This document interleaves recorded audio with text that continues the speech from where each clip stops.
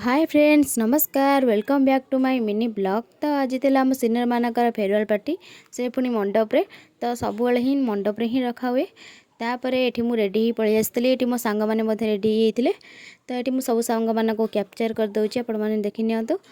तो ये समस्ते पलि आसते मिसिकी बसते आउ समस्ते रेडी होते ये हाई कर दूसरी ब्यूटी। तापर ये देखो ये मना कर मोर वीडियो करनी बोली आउ ये पिलाटू कौन कह एग्जाम अच्छी बोले सी ये बसिक लिखुची।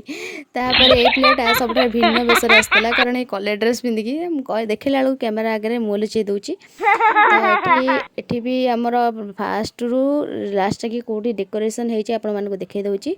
तो ये तलू आ ऊपर पर्यंत एमती किसी डेकोरेशन होता ता सहित ये सीनियर मैंने बसी मूर्ज पकाउले जेहेतु आम टे बेला बेली पलि आसलु कारण आसिकी आमर बहुत कम करार आठी समस्त बहुत सुंदर भाव में पकई देते मूर्ज।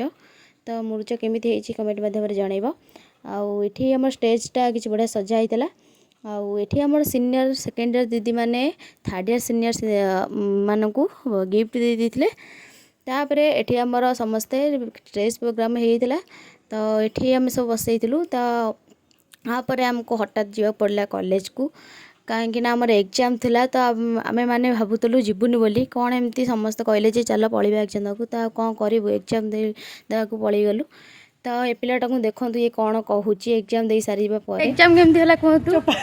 नमस्कार आपण कौन कह जीवन में कष्ट कौन आमको पचारतु एपटे एपटे एग्जाम को एपटे फेरवेल हाँ आपण मैंने कहे हाँ तो कौन है एग्जाम अलग कौन थो ना आज्ञा जो न फेरवेल से ही न एग्जाम ये पिलाटर कथा आपने तो बुझीपारे। तो ये फेयरवेल पार्टी पार्ट 1 पार्ट 2 टा नेक्स्ट ब्लॉग देखिए से पर्यंत चैनल को सब्सक्राइब कर रखुद। वीडियो भल लाइक शेयर एंड सब्सक्राइब रोची। हर हर महादेव।